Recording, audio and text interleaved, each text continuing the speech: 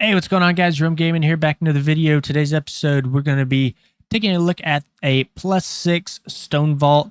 So this isn't a super crazy key or anything, but this is my highest key of the season on my Mystery River Muck. You can see in this video, I'm only sitting at 592 eye level. I'm super far behind because I'm trying to play all the different healer specializations. This video specifically was actually uploaded on my Mythic Plus channel. It's a very small channel right now. There's only like 9 or 10 subscribers, so check that out. I'm not going to have any commentary on this channel. This is just going to be for my uploads. So, so I can come in here and actually do reviews. And this is pretty much just going to be like my library of footage. But if you guys do want to follow it, you guys can go ahead and check it out. I'll put it in the description of the video.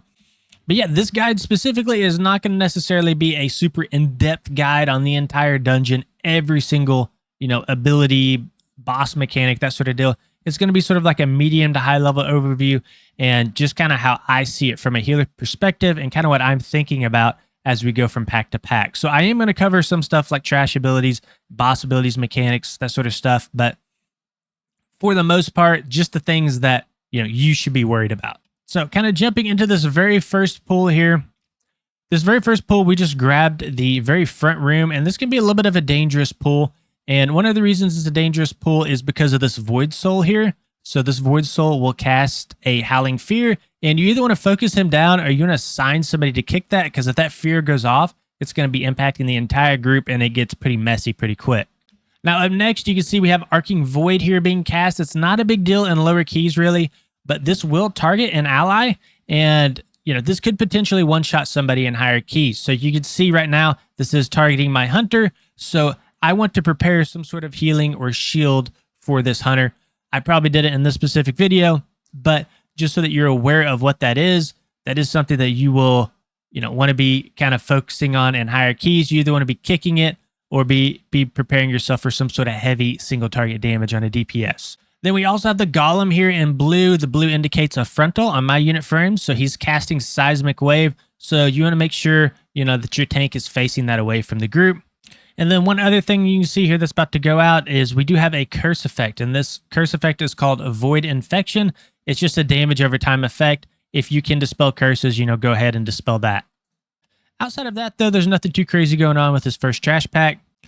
Now, going up the stairs here, you will actually have 2 Void Souls on this next trash pack. So you can see here 1, 2, but there's actually 4 technically, but only 2 of them can actually cast the Fear. So the 2 that can cast the Fear are going to be, I believe, the Ghastly Void Souls. So you want to make sure that you are focusing a kick. Whenever that Howling Fear is about to go off, you want to make sure you're kicking those 2. And then one other thing that I did forget to mention is these loader bots here will do sort of like a leap to a target, and they'll do like an AoE effect. And you want to make sure that if you're being targeted with that, to move away from your allies, because everybody around you will take damage from that leap effect. So we'll just kind of watch it here. We kind of nuked through this pretty quick, I think. I don't think we have any major problems. You can see we got a Howling Fear going off. We have the Arcing Voids going off, the Seismic Wave frontal. And you can see my bars are all blue here. That means there's a magic effect on my allies. And this specific magic effect is just a slow. So it's nothing we really need to be worried about. So we kind of nuke these guys down. After that, you get a couple golems that you got to target. Then, of course, the affix where you can use your Ring of Peace.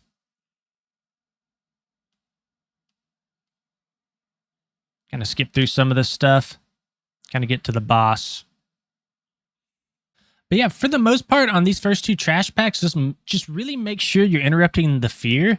And then anytime that Arcing Void is being cast, you want to make sure that you're, kind of paying attention to that target, maybe getting a preemptive Life Cocoon out, or, if you're playing Disc Priest, maybe get a Power Word Shield out or something on that specific target, because that's where you're going to lose people here. The curse isn't really too bad. AoE damage isn't necessarily too terrible. You can kind of power through that just fine. It's going to be those big one-shots in higher keys that are kind of killing people off. All right, so on the first boss here, we have something that we have to dispel, and we have to dispel it right before the Seismic Smash. So if you dispel it too early, the Absorb Shield will go away, and it'll basically have no effect. I messed it up a couple times, even in this run, and I even knew it was coming, so it's not necessarily the easiest thing to do. But what's going to happen is the way that I think you have to play this boss is you have to have some sort of tracker to be able to know when the next Seismic Smash is coming out. So you can see it's being cast in 4 seconds. So I know within the next 4 or 5 seconds, I have to dispel this magic effect from the tank so that he gets an absorb shield to be able to soak that seismic smash. So I don't know if it's a little buggy or if somebody was dispelling it for me, but in this pool, or I think in the pool before this, we ended up wiping because that magic debuff never came out. And I don't know if that just happens sometimes. I don't know if somebody else in the group was able to dispel it somehow, but there's no magic buff to dispel, so the tank ended up getting one shot. But for this boss, that's pretty much, from a healer's perspective, all you really got to worry about. Obviously, you know, your DPS are going to kind of break these rocks over here on the side. A dot's going to go out, do a whole bunch of damage to you. So in higher keys, you probably don't want to burst all these down with the beams all at once. You probably want to space those out as best you can, just to kind of spread out that damage so you're not getting bursted down. Outside of that, though, from a healer's perspective, that's really all you're having to worry about, right? Is the beams and the rocks and kind of how that damage is coming out, and then also dispelling the tank before that seismic smash goes out. Now, obviously, after the boss, you have a choice to go left or right. We decide to go left on this pull, and we decide to head towards the Skarmorak boss, I think is how you say it. Or maybe it's Skarmorak. Yeah, Skarmorak. So we decide to go left here and pull this first pack. Nothing too crazy to worry about here either. However, this Despoiler does have a couple hard-hitting abilities. So he has Void Burst here that does a pulsing AoE, and I can see that really hurting on higher keys. And then he will also have a single target called Shadow Claw, which will affect an ally, and it'll do a whole bunch of single target damage. And then on that Shadow Claw, I think most of the damage here is kind of geared towards single target damage towards your tanks. So these packs are a little bit spiky.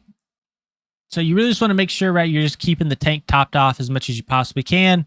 And then here we have a couple Howlers. And then we also have one of these speaker mobs here. So this pack by itself isn't super dangerous. What makes this pack dangerous is if you pull it with another pack. So these Howlers have something called Piercing Wail. And what Piercing Wail does is it's basically a shriek that will go out, and you're going to be taking 25% increased damage if that shriek does go off. And then the speaker has something called Censoring Gear, which is going to silence a target, and it's also going to inflict some damage. So this pack by itself isn't super dangerous, but when you do pull it with something, like a Despoiler from the previous pack that has that pulsing AoE damage and those big, heavy tank buster, single target bursts of damage, these packs can get pretty dangerous. So this pack here with the next pack typically isn't too bad, but you can see we do have some patrols here. So we ended up pulling with the patrols, and the patrol has a Despoiler in it, it has a speaker in it, and it also has a Void Touch Elemental. So the Elemental has an AoE effect. It throws out a bunch of shards. So if these Piercing Wails end up going off, on top of the shard AoE that the Elemental does, that's where you get into sort of wipe territory where there's a whole bunch of damage going out that can be almost unhealable. So you have to be very careful, and you want to make sure that you are kicking those Piercing Wails. But overall, not too terrible of a pull. We did pretty good here getting everything kicked. So we just pull directly into these 3 invaders here. Let's see, we got 2 invaders and a speaker. So on the invaders, just remember that they will be casting the Arcing Void, and then the speaker will be casting that Censoring Gear. So just make sure that you're getting those kicks in place, CCing the mobs.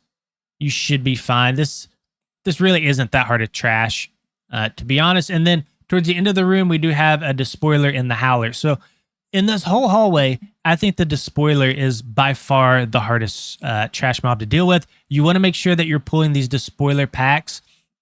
If you're in a group who is like probably a pug and doesn't really know what they're doing, you don't want to be pulling Despoiler packs with other trash. You want the Despoilers to probably be by themselves. Then just kind of skipping forward here for the sake of time, what we did is we already killed this pack over here on the right. It was just a couple of invaders and elementals, so nothing too difficult there. And what the tank did for that pack is he line of sighted them behind this sort of brazier here. He just taunted, and that way you're not accidentally pulling other trash or the boss or something by accident. So little trick there. And then on the left, we have 2 invaders, 2 elementals, and we actually have a Despoiler here that I forgot about. He's in the middle of the room. And this is kind of a difficult pull, to be honest. it wasn't necessarily in this key, but when you're pulling 2 elementals with the despoiler, that is now 3 mobs that do AoE damage, 2 invaders that put out curses, and then they also shoot those single target arcing voids out. So you just have a lot of things that, you know, could be potentially disastrous to your group. So let's take a look at it. So we have the arcing voids going out that we want to kick. The void outburst, the big AoE damage that we need to be worried about. And mainly what you're doing on this pack is you're focusing the arcing void kicks. That's really the only thing to kick. But those curses plus the AoE rot damage that goes out, there's just a lot of damage to heal through, especially on 4 weeks and especially on once you start creeping into a little bit higher keys. So that probably is the hardest trash pack in the whole hallway. I think I said another trash pack was more difficult earlier, but I think that truly is the more difficult one. All right, so going into the boss here, the main phase that you need to be pairing a cooldown with is really going to be this Void Discharge. So it's kind of like a channeled ability, and he'll do a whole bunch of like pulsing AoE damage. So I try to have a cooldown available every time that goes off. And, you know, just from a Mistweaver Monk perspective, you know, you make sure you're spreading out your Renewing Mist as much as you can to kind of help with that rot damage. But the way this guy kind of works is, see if I can find a example here. So these little shards will spawn. And what you have to do is you have to nuke those down, because if you don't, the boss will absorb those shards and get a big absorbed shield. So not very good, because then it'll take longer to kill the boss, right, if he absorbs those shards. So you want to make sure that your group is focusing these down. They don't have a lot of health, and you don't want to kill them all at once, because it will do a bunch of burst damage if you kill them all at once, end up killing your group. So you want to kill them one at a time, kind of focus them down. Now, up next, after you kind of focus those down, you will get these, I think it's called unstable energy orbs that will spawn, and you can pick those up, and it will increase your damage and your healing by 50%.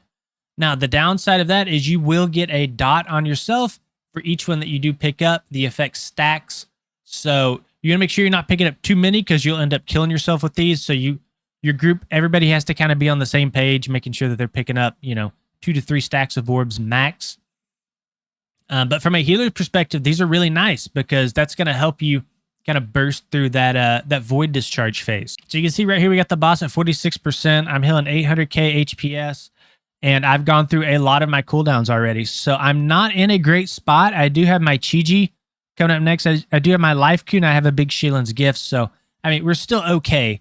But you just see, you know, this is a pretty difficult boss to heal. And a lot of that healing, those healing numbers are inflated because I'm picking up those unstable energies, but you can kind of see right here the burst damage that goes out. You know, everybody's at 100%, and then within 2 seconds, we got 3 people at 20%, 30% health, right? So this boss will kind of keep you on your toes. So here's the shell, and he gets an absorbed shield based on the shards remaining. So got to kind of burst through that. And yeah, I mean, that's pretty much the fight. Focus down the shards, pick up the orbs. Don't get hit by swirlies. Don't get hit by the unstable crash, the big AoE. And just kind of burn the boss down. So we end up doing that.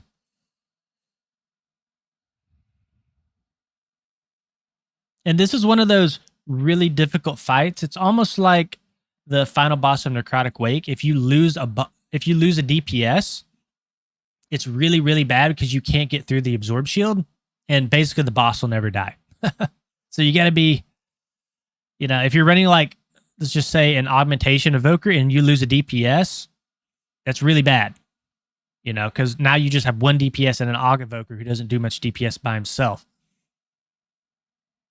So I think, you know, I don't know for sure, but I think part of these absorb shield boss mechanics is kind of help filter out aug evokers a little bit, but that's my conspiracy theory there. So yeah, going into this next trash pack, just kind of pause the video here real quick. So we do have a loader here, and the loader is going to fire up his lava cannon that shoots out this big orange orb. You want to make sure you're not getting hit by that, because in high keys, that will be a one-shot. It already does a ton of damage in just a 6. And then we have a few speakers and a loader bot. So we've already covered those. Those aren't very super scary mobs. So don't have to worry about those too much. Don't get hit by the swirly. Now, we do pull some forge hands here. These are actually pats that kind of pat up and down the hallway. Again, both hallways have pats that you need to be aware of. And to be honest, the forge hands weren't too difficult. You know, I don't think that this hallway specifically has any sort of really bad trash. So going from here all the way to next boss, you're just going to see some menders. You're going to see some forge hands, a few loaders and speakers, but nothing too bad. I don't think that this hallway, again, is near as bad as the last hallway. We have restoring metals. So restoring metals in this hallway is probably going to be the main kick. And basically it is a heal. It basically just heals an ally next to them if the kick goes off. So you want to make sure you are kicking that. I'm kind of fast forwarding here a little bit. 2 loaders in the middle of the room. One thing that I did forget to talk about on the previous loader is they do have an AoE effect. I think they cast it here in just a second. It's called Molten Mortar. So there's the lava cannon. There's the frontal you want to dodge. And then here it is, Molten Mortar. So this for me hasn't been too terrible to heal, but this is a stacking effect. It'll do like a stacking AoE pulse damage, kind of like a rot damage. And if you pull too many loaders, you know, they'll start to stack this dot damage on top of each other. So you want to make sure that you're just pulling a couple of these at a time, because on high keys, this will do. You kind of see here, this guy's got 2 stacks of Molten Mortar, and he's taking a fair amount of damage, right? So let's just kind of watch his health bar here. 1, then the second tick. So now he's got 2 stacks, and you know, on a 6, it's not that much damage, but once we get into higher keys, that is something you really want to be focused on. And I do apologize. I do think I said that Molten Mortar was an AoE damage effect, but I do believe it just targets one person. So, you know, something in high keys that will be very scary for sure. Something you'll probably have to use an external on to keep somebody alive. So don't pull too many loaders. Up next, we have some more menders and speakers going up to next boss here, so we can just kind of skip over some of this stuff. Okay, so now we have 2 bosses. So both of these bosses have to die at the same time. So we got Brock here, and we got Dorlita on the left, who's the big mechanical one. So Brock will cast this Molten Metal spell, and this is something that you're going to want to kick as much as you can. It's a slow, and it's just a large burst of single target damage. So you want to make sure you're kicking that as much as you can. And this boss is pretty much a dance more than anything, right? You have to go to the correct quadrant in the room. If you're in the wrong quadrant, or if you're in the middle of the room at the wrong time, you'll end up basically just getting one shot. So what will happen is there's this big box that kind of comes up and down the center of the room. Actually, I think it comes this way, left to right. You want to make sure you're not getting hit by that box as it moves across the room. The box will also come to the center of the room at one point. It will explode. It will shoot out 4 lava waves. And when that comes out, you want to make sure that you're standing on one of these vents here. These vents are kind of like the safe space. But throughout the fight, some of these vents start erupting with lava, and only one of the 4 vents will actually be a safe space. So that's kind of the high-level overview. We can kind of just watch it here together. Take a look at it. So he also has, Dorlita does a big hammer. So that's kind of like a tank buster effect. So your tank will want to use an external there. Dorlita also does the lava cannon from earlier that the loaders did.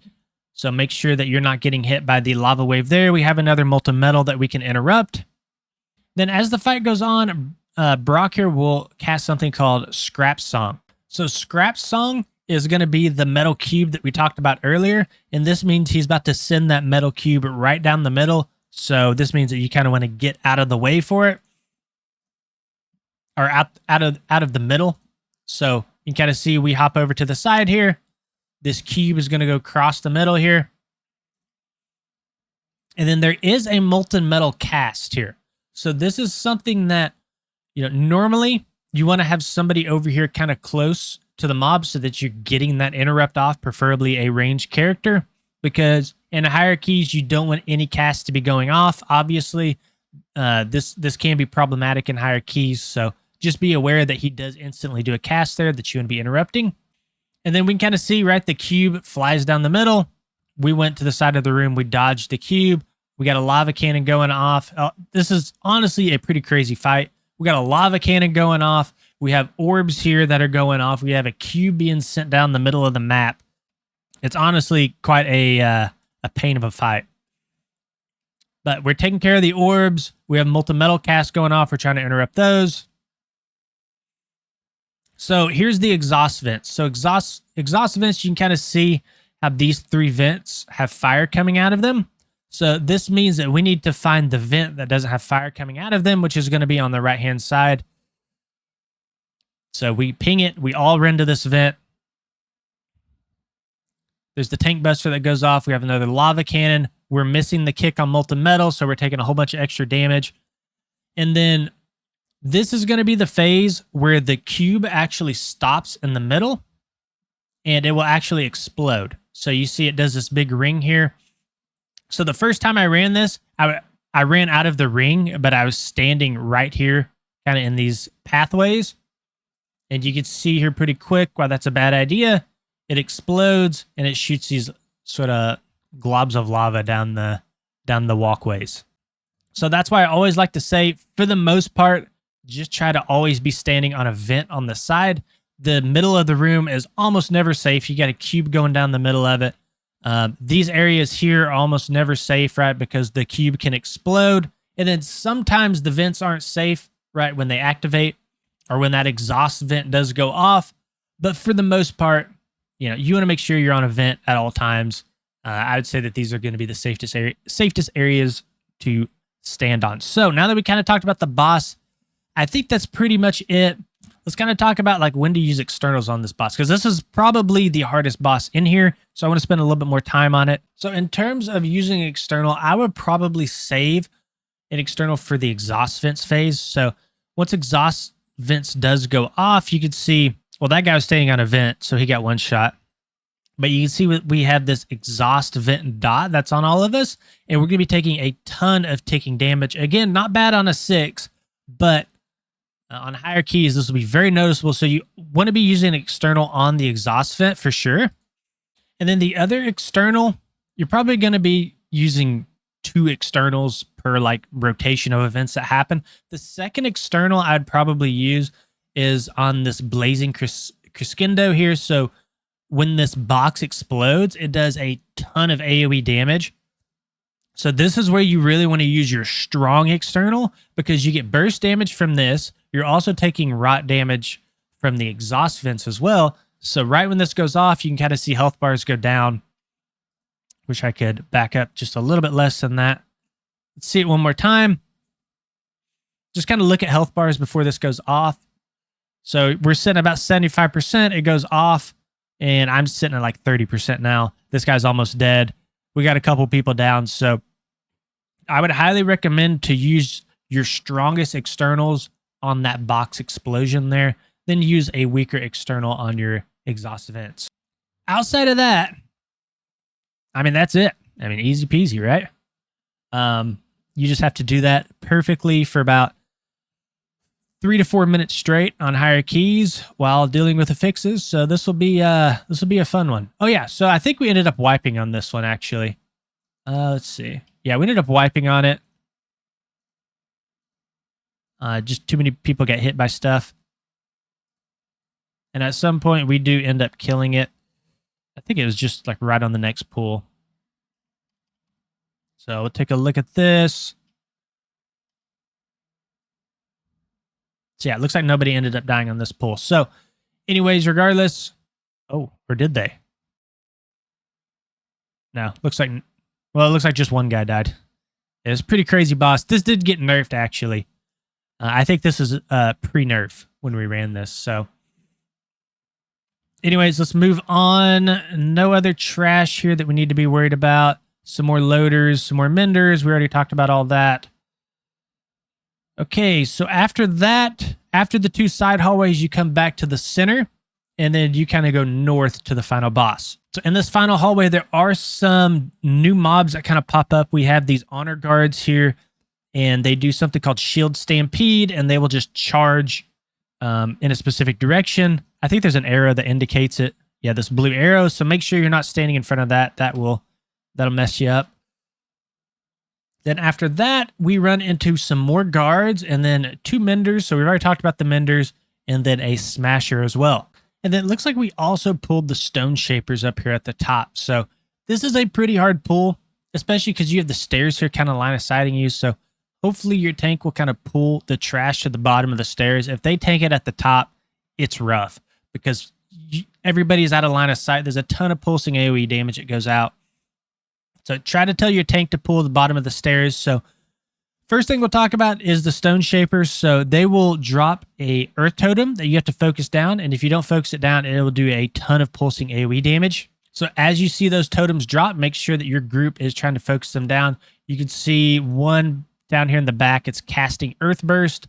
That's kind of what you're trying to keep from going off. So let's see if this one goes off. So we ended up destroying it before it went off. So that really helped. And you can see this stone shaper is casting another earth burst totem. Now, this is also very hectic, right? Because the smasher here is going to be putting up these sort of earth swirlies that we have to dodge. And then we also have stampedes going out as well. So this is another one of those fights that's kind of like a dance as well. You got to make sure that you're not getting hit by any of the ground mechanics because there are a lot of them. Then your main kicks are probably going to be the menders on the repair that they do. So nothing here probably needs to be kicked. You know, obviously, like if you're playing monk, you could leg sweep it or ring it. But for the most part, you want to be kicking the repairs. So they're restoring metals. So you can see here, there's 3 restoring metals that are about to go off, and we don't kick any of them, and they all get casted. Oh, we did kick one. But, you know, that can really prolong this fight on high keys. Now, let's talk about the smasher really quick. So he will drop the swirlies on the ground. I think we saw him earlier. Yeah, so these little swirlies here, you want to make sure you're not getting hit by that. He will also put a damage over time effect over the whole group through Smash Rock. It's a stacking effect. It does quite a bit of damage. So you don't want to pull too many of these smashers together. You, for the most part, just want to be tanking one at a time. And I apologize, it's not a damage over time effect. It's a one-time. When he Smash Rocks, it's a burst of damage, but the effect stacks. All right, so if you're pulling 3 of these, that's going to go to 3 stacks off the first cast, up to 6, up to 9, and it will get into one-shot territory. So I apologize, it's not a damage over time effect, but it does have a stacking effect to it. So we just end up bursting this down. I don't think we had too many problems with it. Might have lost somebody at some point. Life Cocoon the DK. Dodge swirlies. Try not to get hit by the charge from the guards. Just shield stampede, sidestep that. All right, nothing too much going on there. And then you get to the top of the room, and I've seen a lot of tanks pull both of these at once, and I don't think that's going to be very smart on higher keys, especially when pugging. So what he did is he just kind of hugged the wall over here to the right, and we tackled these one by one. Same sort of deal. We got stone shapers, so make sure to take out their totems. And that's another reason that this pull is so hard, because there's actually 4 stone shapers. So you got 4 totems going out on top of 2 smashers. So the damage gets pretty wild pretty quick. But yeah, we've already talked about all this trash, so we end up killing them. Most of the issues in this hallway and up top is like line of sight. These stairs right before the boss is really hard. Just kind of the walls here, you're kind of hugging the wall. This corner can line of sight you pretty bad. And then also the boss itself. I feel like everybody's trying to hug the corner of the room, and it's hard to keep people in, like, not necessarily line of sight, but within range. So anyways, we nuke these guys down. Oh, I restarted the video. Nuke these guys down. And then we get to the boss at some point. So here's the boss. So this guy is weird for Mistweaver Monk because it can be difficult to be within range of the boss. It just depends on your group. So what will happen is we have these rifts that come out. So you will get a damage over time effect on yourself at some point, and you have to take that damage over time effect to the front of the rift to suck that damage over time effect off of you. And if you end up touching the rift, it will one-shot you and kill you. So make sure you don't actually touch the rift. You just drop the dot off right here in the front. You don't have to press any button or anything. It will automatically take the dot off of you. We'll look at that here in just a second. Now let's just kind of talk about it as things happen. So he has a frontal here, Unbridled Void. You want to make sure you're just sidestepping that. So Void Corruption here is going to be the dot. So you can see on my frames here, we have 4 people who got the dot. And one of the problems is normally there's 1 extra dot than there are portals. So we have 1. Looks like we just had a couple portals. We had 2 portals and 3 people have the dot still. So right now we have 1 portal and 2 people still have the dot. So it's not like everybody can just drop off their dot all at once. You gotta kind of play the map and kind of see how the portal's responding to drop yours off.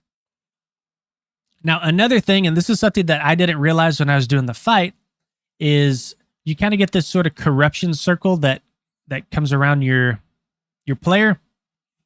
And this purple circle is actually something that my allies are doing that I'm not, and I made this fight harder than it had to be. You want to drop this off to the side. If you drop it in the middle, especially as a Mistweaver monk, it's going to be hard to drop your dot off on the portal and then get back to the boss. Because now you have to walk all the way around these purple circles to get back to the boss, to do damage, and to heal in your Jade Fire Stomp, right? So I screw up. I drop it right in the middle. Don't do that. And to be honest, that's it. It's a pretty easy fight once you kind of understand how the mechanics work. So again, another purple circle, drop it off to the side. I screw up, I drop it in the middle again. But I do realize later in the fight, like, oh, I'm doing this wrong. I think I end up fixing the mistake later. But so you see, I have the dot, so I'm going to run it over to the rift. I just run to it. It takes my dot. Good to go. And one thing to focus on too, when you're healing this, is you need to realize who has the dot on them. Because I know that this guy is going to be taking a lot more damage than myself because he's got the dot on him, right? So this is something else that you want to make sure that you are tracking throughout the fight. And yeah, that's pretty much it, guys. Just drop the purple goop off to the side, drop your dot off, focus big healing into whoever has the dot on them. So yeah, I don't know how I did with this video, to be honest. I don't know if what I just talked about was like really obvious stuff that might not have been a great video, but hopefully I helped a couple people out, especially if they never if they're just getting in the Mythic Plus for the first time, didn't really understand the bosses, the mechanics. This channel, after all, is really to help beginner healers more than anything. But, hopefully if you've ran this a few times, hopefully you took a few things from this and were able to take what you learned into your next dungeon. So, all right, guys, that's all I'm going to talk about for this video. Hope you guys enjoyed it. Please consider liking and subscribing to the channel if you enjoyed it. See you on the next one.